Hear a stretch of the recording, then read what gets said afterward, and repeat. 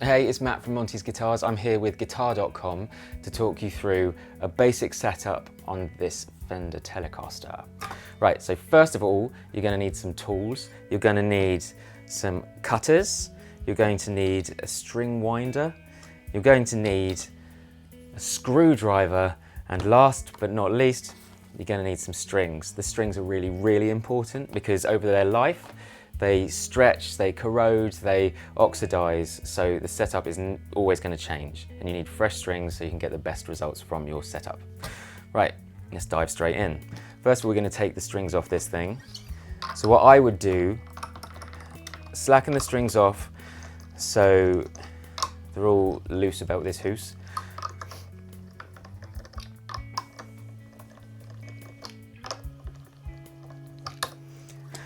Get them around the middle, around the 12th fret, and cut them all.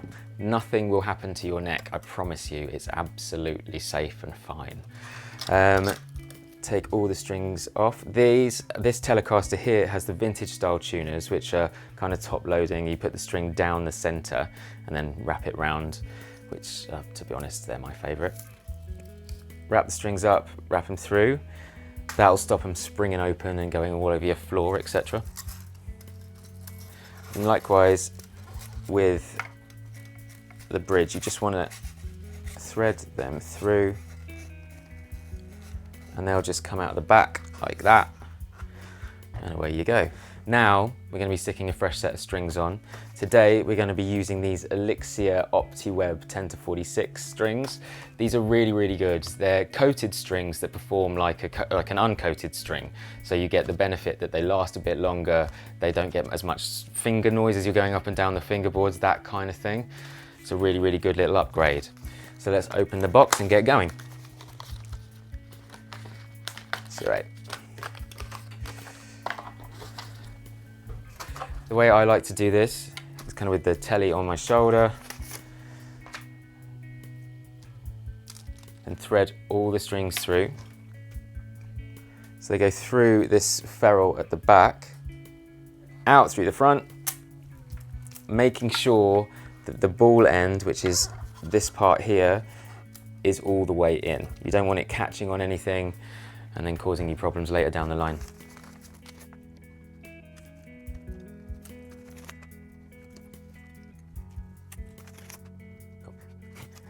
The way the strings are wound, they're kind of wound so you can get them apart quite easily. Never sort of tug them or pull them open like that because you can risk kinking them. Once the string's kinked, it's kind of dead really. You're never going to get the intonation properly. It's going to start rattling. Basically the string is going to vibrate weirdly. It's going to give you all loads of problems. So just be nice, treat them nicely.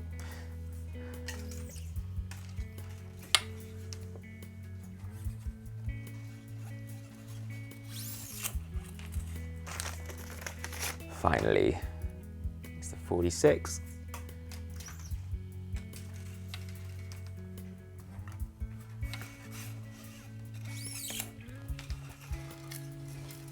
There we go. So they're all in. Just make sure there's none of the ball ends are catching anywhere. And now we're on to cutting the strings to length. So with the wound strings, what you want is roughly about 2.5 machine heads, and cut that off like that. So on the A string, I want sort of a roughly in between the G and the B machine heads. If in doubt, always cut less off because you can't put more on. D, so just above the E. Now we get to the plain strings. Now the plain strings is a little bit different kettle of fish. What you want here is you want a good break angle over the nut. Now the break angle is the amount of pressure basically that the string puts on the nut. If there's not enough pressure there, and the string will kind of flutter across the top and you'll get this like sitaring sound, which is like a weird zinging thing going on and all kinds of weirdness. So we want a nice angle on there so it's putting tension on the string. You've got a decent break point and hopefully all should be hunky-dory. So with this, I would cut for the G, I would cut even sort of 6 machine heads away from that. So we're going about there.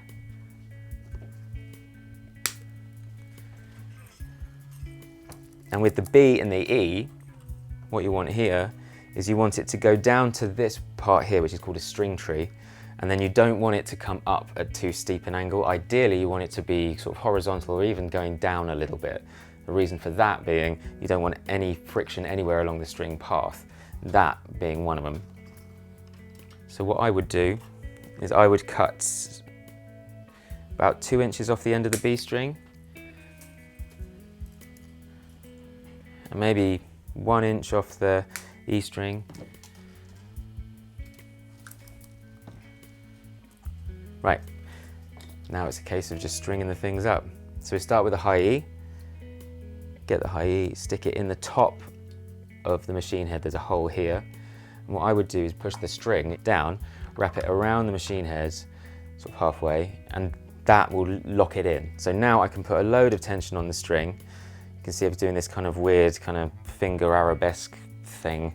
And that keeps tension on this part of the string. And you want all the windings to go down. Don't want anything crossing over or anything like that.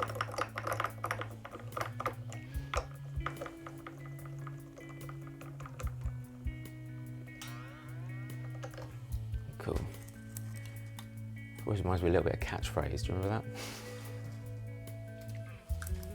So again, this is the B. Stick it in the top of the machine head, bend it down, pull it round. Keep tension on the string.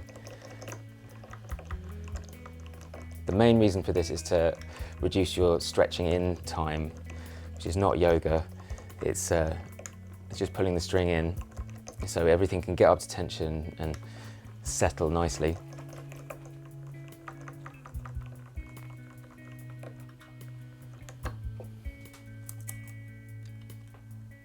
Okay, here's the G.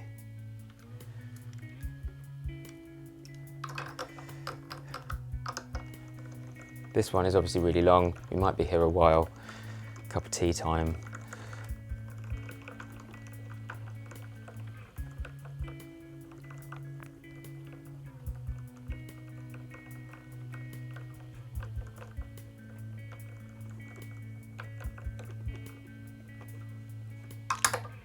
Okay, so you can see with all 3 treble strings, the G is the strings coming along the neck and then going down. So here it takes you can't lift it out of the nut slot very easily.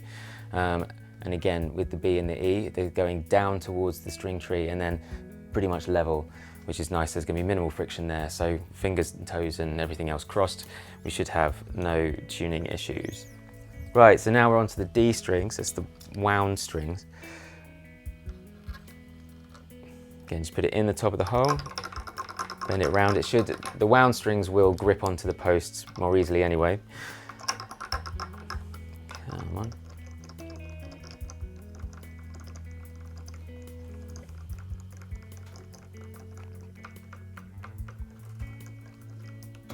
Also, naturally, because they're thicker than the plain strings by quite some margin, you're going to get a steeper break angle anyway.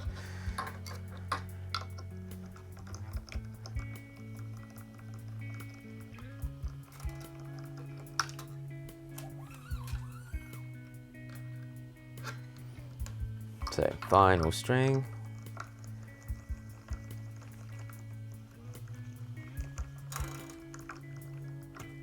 Right, so the last thing that we can do here is the intonation.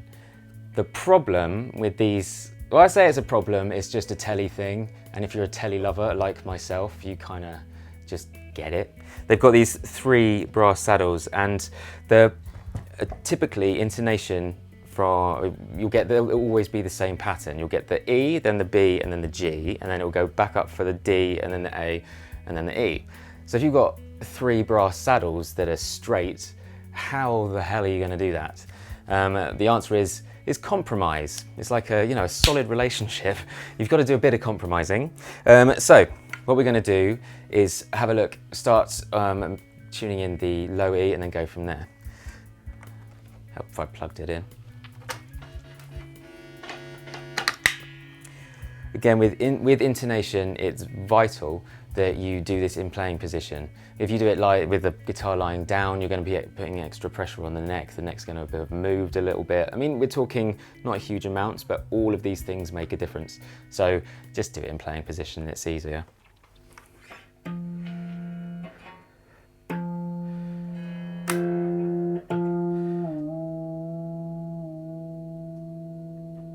Okay, so that's in.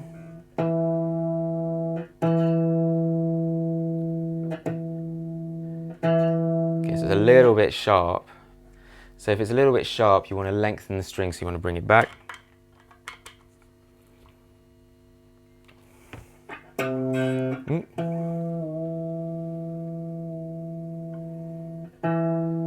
Okay, so that's bang on. Now I'm going to try the A.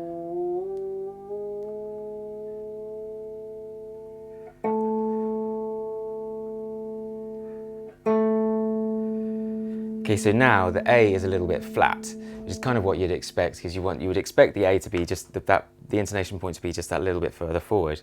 So what we're going to do now is just move it a tiny bit forward, so the A is just a smidge flat and the E is a little bit sharp. They can argue it amongst themselves.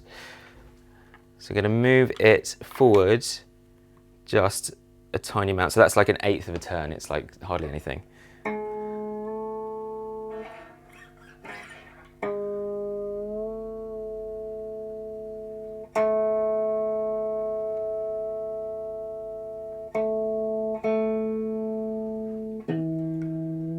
Okay, so that's okay.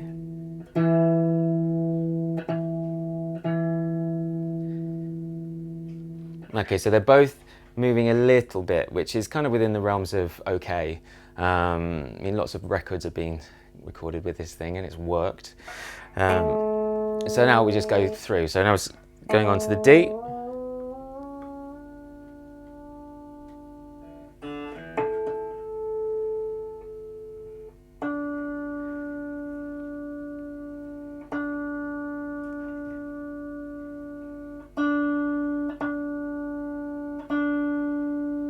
Okay, so that's a little bit flat, so just move that forward.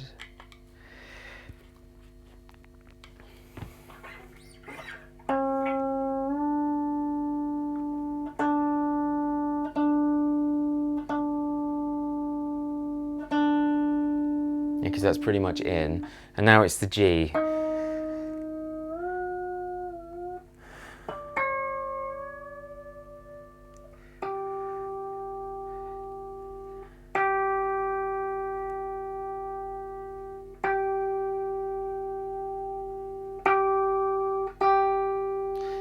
Now that's quite a bit sharp, so we've got to find a compromise between the two. The G, typically, if anything's going to go out of tune, it will be the G. It's just the way it is. So I would compensate a little bit heavier towards the favour of the G. It's just got a louder mouth than the D. So we're going to bring that back.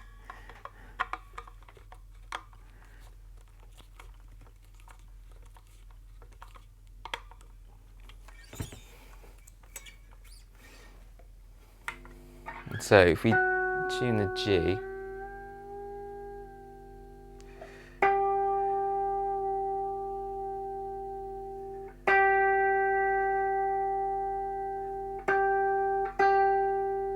okay, the G is spot on.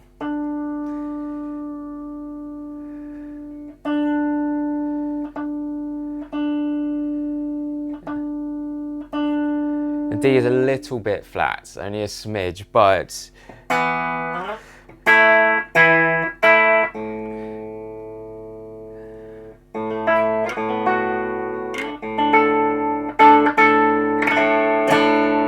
things are sounding okay. It's not too dissonant. You know, when you get the note, the frequencies like wobble. It's not too bad. So we can get away with that.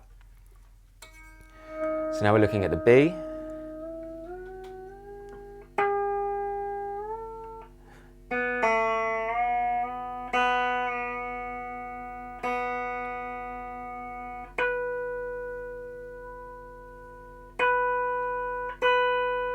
Okay, so the B is a little bit sharp, so we want to move it back a smidge.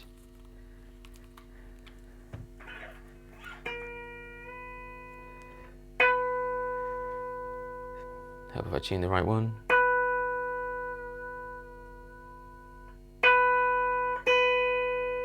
Okay, so that's ballpark.